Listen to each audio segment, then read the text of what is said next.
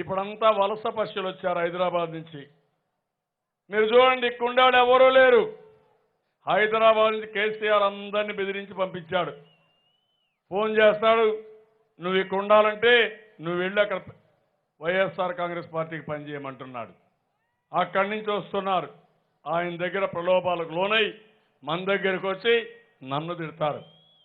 ఎవరి మోహన్ బాబు, ఎవరి జయసుధ, ఎవరి మనుషులు, ఎవరి ఆలి? హైదరాబాద్లో ఉన్నారు, ఉండండి. మీరు హ్యాపీగా ఉన్నారు, హ్యాపీగా ఉండండి. కేసీఆర్ గూడిగం చేస్తారు, చేయండి. ఇక్కడికి వచ్చి మీ పెత్తనం ఏంటని అడుగుతున్నా.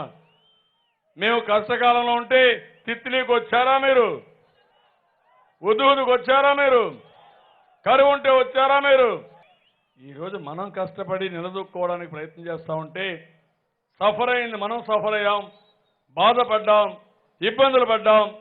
ఈరోజు మీరు వచ్చి మా మీద పెత్తనం చేస్తారా? కబద్దార్, జాగ్రత్తగా ఉండండి. అయితే మీ వల్ల అయితే పనిచేయండి, కానీ కేసీఆర్కు ఉడిగం చేసుకోండి. కావాలంటే పోయి అందరూ కలిసిపోయి బాన్సేన్ నీ కాళ్ళు మొక్కుతానని ఆయన కాళ్ళు మొక్కండి, ఆ నీళ్లు కూడా చల్లుకోండి. కానీ నా దగ్గర ఆటలు సాగవని మరొకసారి హెచ్చరిస్తున్నా. కేసీఆర్ కూడా ఆ విషయం చెప్పా. కబద్దార్, జాగ్రత్తగా ఉండు. మీ ఇంటికి మా ఇల్లు ఎంత దూరమో మా ఇంటికి మీ ఇల్లు కూడా అంతే దూరం తప్ప తమాషా ఆడద్దు.